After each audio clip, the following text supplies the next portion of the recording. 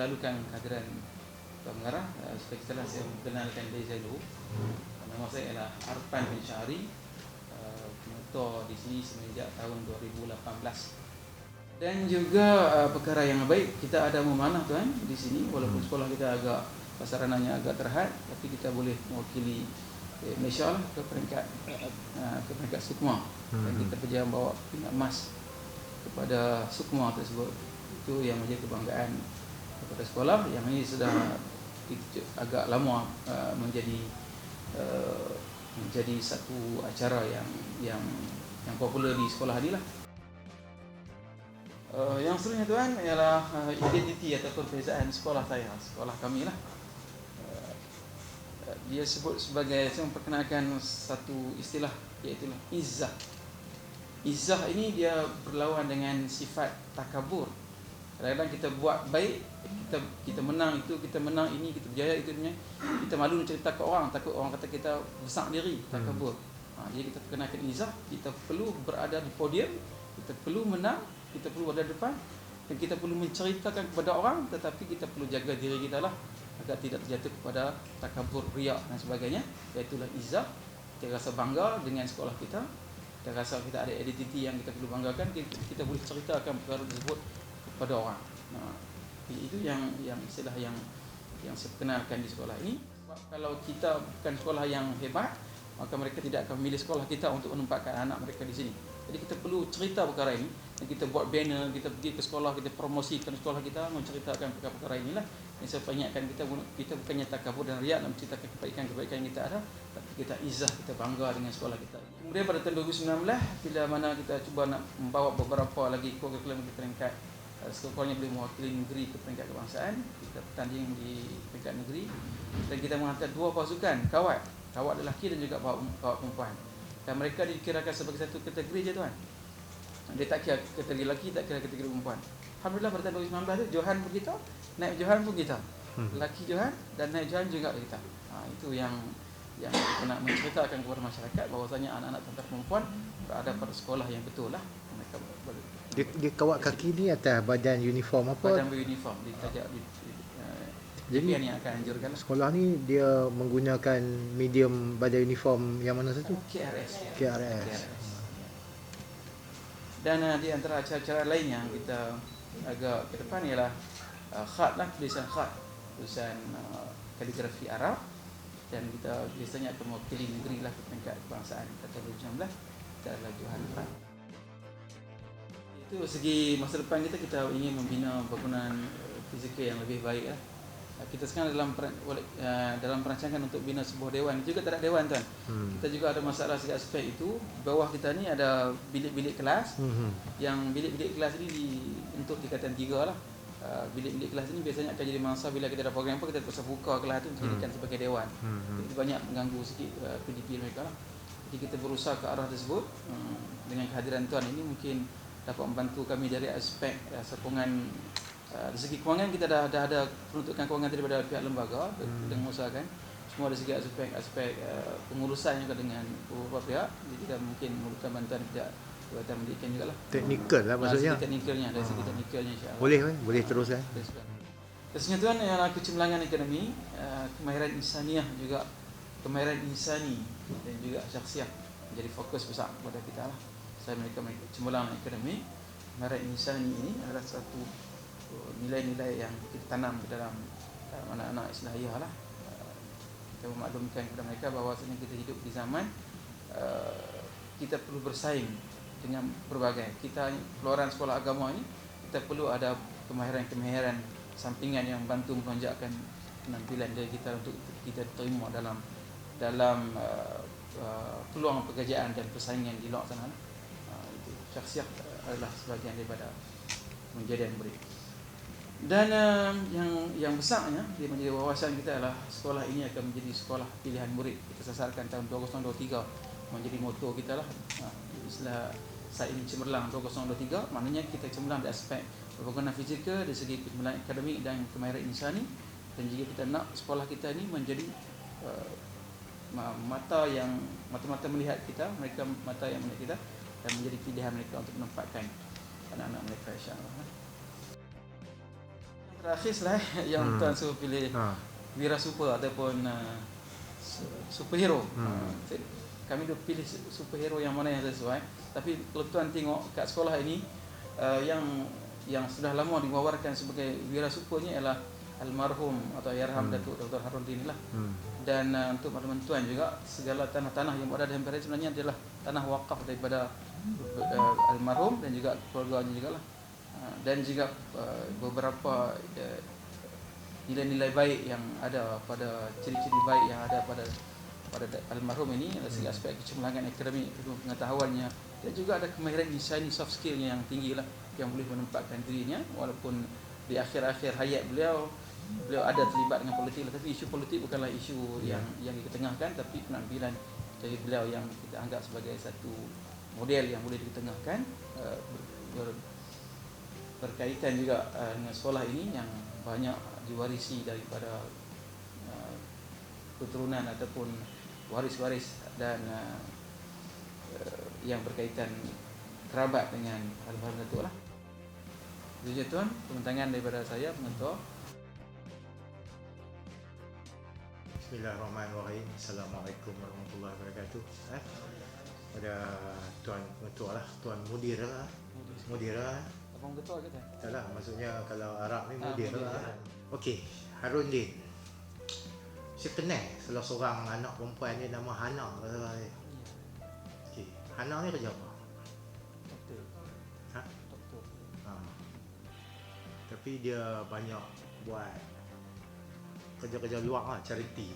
Dan antaranya yang dia tolong adalah satu pasukan rugby di Kajang. Dia duk sponsor, bagi makan apa semua kan. Jadi pada saya dia dah futuristic. Dia melihat dakwah ni bukan saja turun di masjid lah. Kan? Kita kena pergi cari tempat-tempat yang orang tak semayang. Macam David Liu lah. Kan? Yalah, kita itulah di tempat-tempat tu lah sebenarnya kita nak pergi berdakwah tu.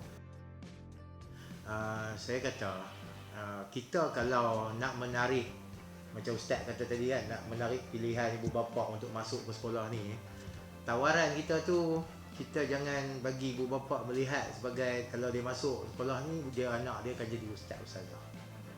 Kalau boleh kita nak biarlah kita tonjolkan, contohnya Dr. Muhayyam. Kan dia boleh jadi doktor mata yang baik, dia boleh jadi pakar motivasi yang begitu Islami. Bila dia motivate tu dia ni lagi siapa pakar motivasi siapa yang Majalah Kamsah ke? Kan? Okay. Contohnya macam tu lah. Maksudnya kita melihat sekolah-sekolah yang sebegini ni adalah kita menawarkan dia untuk menjadi profesional, ataupun kita menawarkan dia untuk kita berikan kemahiran entrepreneurship, menjadi seorang ahli korporat dan sebagainya, tetapi yang berjiwa Islami. Macam di sekolah asrama penuh pun itulah penekanan yang kita cuba berikan. Kalaupun kita ni melahir seorang ahli korporat yang hebat, yang bisnesnya berbilion-bilion dolar, tetapi kalau cara dia menguruskan perniagaan dia tu dengan cara yang tidak baik, saya rasa kita sebagai seorang cikgu yang membesarkan dia lah di sekolah ni, kita sebenarnya ada sikit kegagalan lah di situ. Walaupun bukanlah kegagalan tu semuanya daripada kita. Mungkin dia bagus masa di sekolah, tapi bila dia keluar tu, sistem yang ada itu tidak membolehkan dia untuk mengaplikasi. Tetapi kalau lebih banyak kita mengeluarkan insan-insan yang dia berada dalam kelompok tu, maka secara automatiknya sistem itu akan berubah mengikut cara yang betul lah. Kan? Jadi saya nampak sebenarnya itulah selain daripada sport-sport lain, peranan utama di sini. Kalau kita lebih pada ustaz-ustazah sahaja, maka mungkin tempat yang kita nak ubah sistem dia itu akan menjadi hanya satu tempat yang kecil lah, dia tak besar. Kan? Okey, jadi macam itulah. Jadi saya senang je. So dalam kita nak mendidik ni, dia ada 3 perkara lah yang kita nak kena fokus pada anak-anak kita ni. Yang pertama sekali adalah knowledge, pengetahuan. Ya, pengetahuan ni selalunya lah, secara umumnya dalam bilik darjah lah. Yang keduanya adalah kemahiran. Kemahiran ni selalunya dia berlaku di kebanyakannya ada yang bilik darjah, ada yang juga berlaku di luar bilik darjah. Contohnya kawat tu adalah sebahagian daripada kemahiran lah. Dan akhir sekali adalah nilai, values. Jadi untuk sekolah-sekolah yang macam ni, ibu bapa dia menaruh harapan lah supaya values ni tinggi lah untuk anak-anak dia. Contoh kalau saya hantar anak saya ke sekolah sama penuh, mungkin harapan saya dari segi menjadi seorang khalifah tu cukuplah sekadar kalau anak saya ni semayang 5 waktu tak tinggal. Kan? Tetapi apabila ibu bapa menghantar anak-anak ke sini, bayangan dia sebagai seorang khalifah tu mungkin dia meletakkan sembahyang 5 waktu berjemaah tak tinggal. Tinggi sikit lah, kan? Ataupun mungkin daripada 5 waktu tu, salah satu waktu tu anak dia jadi imam. Kan? Jadi itu adalah keluaran yang mungkin menjadi tanggungjawab kita lah. Kan? Jadi tanggungjawab kita lah, sebab kalau kita letakkan asas sembahyang 5 waktu untuk budak-budak keluaran sekolah ni, rasa saya KPI-nya agak rendah sikit Ustaz. Kan? Macam tu lah. Jadi kalau korban pun kurang-kurangnya daripada 10 ekor tu, sekok dia yang sembelih lah. Macam tu lah lebih kurang ayat yang senang kan. Jadi yang itulah kemahiran tu dan nilai tu tadi. Okey. Kalau kita tengok kepada knowledge, sekolah ni mana pun kita sekarang ni nak menyediakan budak kita untuk apa yang kita katakan. Semalam saya dapat ayat ni daripada sekolah rendah jenis kebahasaan Cina. Dia katakan future ready school, sekolah yang bersedia menyediakan pelajar untuk masa depan. Kan, untuk masa depan. Jadi penting lah keluaran daripada sini. Yang itu okey. Bila kita sebut knowledge ni dan juga kita sebut future ready school ni, kita tak dapat elak daripada nak melihat sebagaimana kita perlukan untuk mereka bentukkan kurikulum yang ada tu. Reka bentuk semula supaya dia menjadi lebih menarik. Kan, lebih menarik. Jadi bila nak mereka bentuk kurikulum ini, dia ada 3 perkara yang cikgu-cikgu kena tengok lah dalam bilik darjah. Sebab apa, kalau ramai orang tanya apa fokus tuan pengarah balik ke Perlis ni, saya kata fokus saya tak banyak pun. Saya kata saya nak cikgu mengajar, budak belajar. Sebab benda tu pun kadang-kadang tak berlaku pun di sekolah. Banyak cikgu tak masuk kelas lewat dan sebagainya. Itu baru cerita masuk kelas, bukan cerita lagi teknik pengajaran yang membolehkan budak tu faham. Bukan menceritakan lagi tentang variasi teknik pengajaran yang pelbagai yang perlu cikgu kuasai. Sebab dalam bilik darjah tu bermacam-macam keperluan pelajarnya. Kan, jadi itu yang saya maksudkan dengan cikgu mengajar tu. Kita kena faham secara lebih mendalam. Dan kemudian murid belajar ni adalah kita memberikan dia satu pengetahuan yang mudah untuk dia faham dan dia boleh ingat. Jadi itu yang saya maksudkan dengan cikgu mengajar, murid belajar. Okey, jadi itulah mereka bentukkan semula kurikulum ni ataupun silibus ni adalah kita melihatlah memahami sebenar-benarnya apa dia silibus yang kita kena ajar. Dan juga cara kita nak mengajar itu adalah pedagogi. Kan, jangan pula kita ni mengajar macam cikgu kita mengajar kita dulu. Saya ingat lagi saya tingkatan 1 sampai tingkatan 3, cikgu geografi tu ajar saya, dia masuk kelas dia akan tulis kat papan hitam tu, suruh kita salin nota. Kan, kalau zaman sekarang saya kata, sir, no need to copy lah, I take photo ni lah. Kan, itu je teknik mengajar dia. Kan, jadi tak maulah benda tu masih lagi berlaku. Jadi kalau kita tengok sekarang ni banyak teknik-teknik mengajar yang kita boleh buat, walaupun sekolah ni adalah sekolah agama, tapi saya percaya pengajaran ini kita boleh pelbagaikan. Dan kalau kita boleh pelbagaikan, itulah sebenarnya pulling factor. Kalau nak katakan daya tarikan tadi, itulah dia daya tarikan. Jadi kalau boleh cubalah explore benda-benda yang menggunakan ICT, menggunakan apa yang kita panggil video, buat video green screen. Dan kemudian green screen tu kita letak dalam YouTube. Kan, letak dalam YouTube, di budak kita sentiasa boleh buat reference. Kalau dia tak faham ke apa, dia boleh tengok balik apa tu, selain daripada mengajar macam biasa dalam kelas lah. Okey, dan bila saya sebut tentang pengetahuan ni, antara kelemahan utama cikgu-cikgu kita adalah dalam proses pentaksiran. Kan, dia sekarang ni kalau yang subjek agama ni saya tak tahulah, tapi kalau yang 6 teras ni dia senang ya.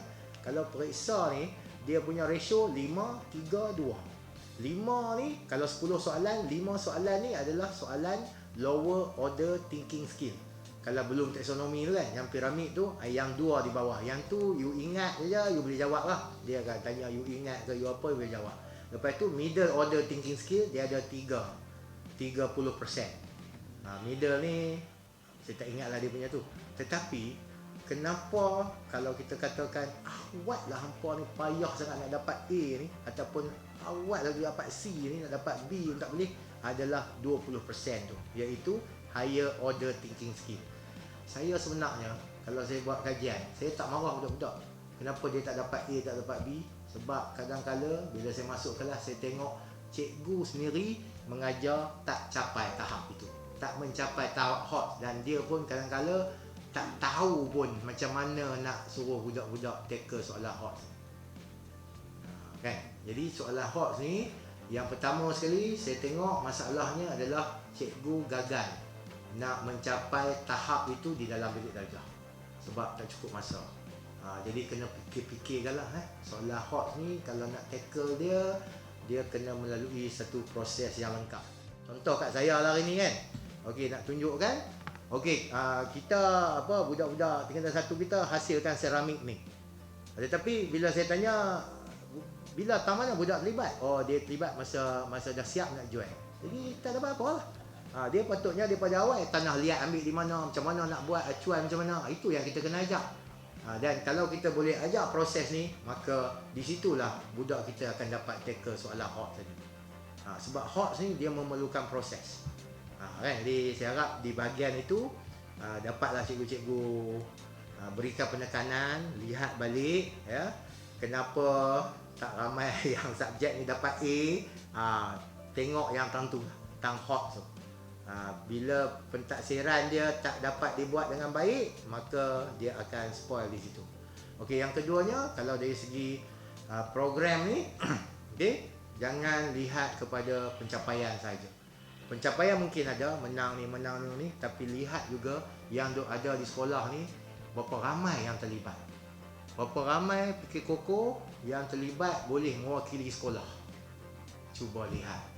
Kalau yang tak boleh mewakili sekolah tu, di situlah kita perlu buat program dalaman supaya mereka ni rasa tidak ketinggalan. Kan, kenapa budak-budak ni dia buat perangai di sekolah? Kerana dia rasa dia ni tak dihargai, dia ni tidak ketinggalan, dia ni ditinggalkan. Tak ada siapa pun hari jadi nak bagi kek ke dia, duk bagi kek kat budak kelas awal ya. Kelas hujung tak pernah bagi kek. Okey, saya bagi contoh. Saya masa di sekolah lama dululah, hari anugerah kecemerlangan, saya kata, cikgu saya nak peratusan yang boleh naik pentas ni tinggi. Cikgu kata, takkan kita nak tambah hadiah cikgu? Takkan yang tak ada pencapaian pun nak bagi hadiah juga? Saya kata bukan macam tu. Cuba cikgu fikir. Bukan saya kata naik pentas mesti terima hadiah, tapi mesti naik pentas. Saya kata. Jadi contohnya budak tingkatan 5 ada 30 orang nak terima hadiah. Setiap budak ni hadiah dia akan dibawa oleh pengiring. Jadi kalau 30 orang terima hadiah, 30 orang lagi budak yang tak terima hadiah akan naik pentas juga sebagai pengiring. Dia dapatlah naik pentas walaupun sebagai pengiring. Impak dia apa? Impak dia mak bapak ramai-ramai yang anak tak terima hadiah pun, tapi nak tengoklah anak naik pentas, bawa hadiah abang-abang pun tak apa, janji naik pentas. Lepas tu ambil gambar anak saya naik pentas, tulislah happy. Jadi ya, nampak tak impak dia?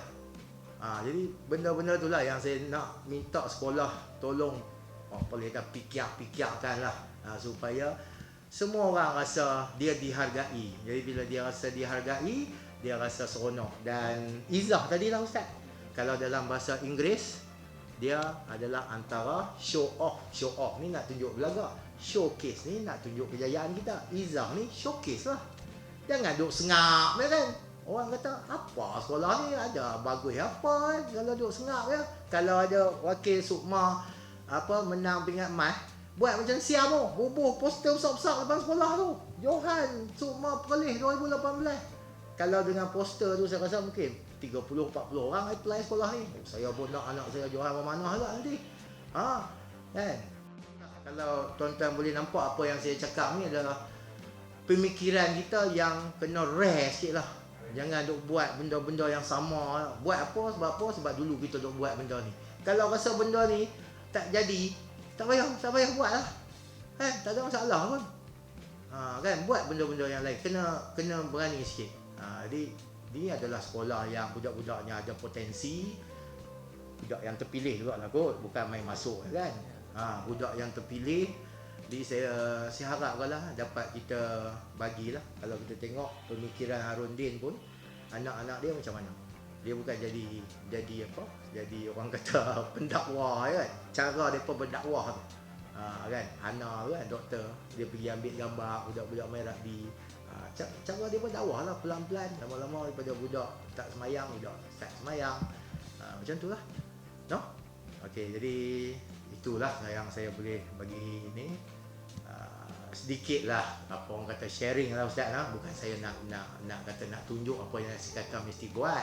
Kalau tak sesuai tak perlu buat pun.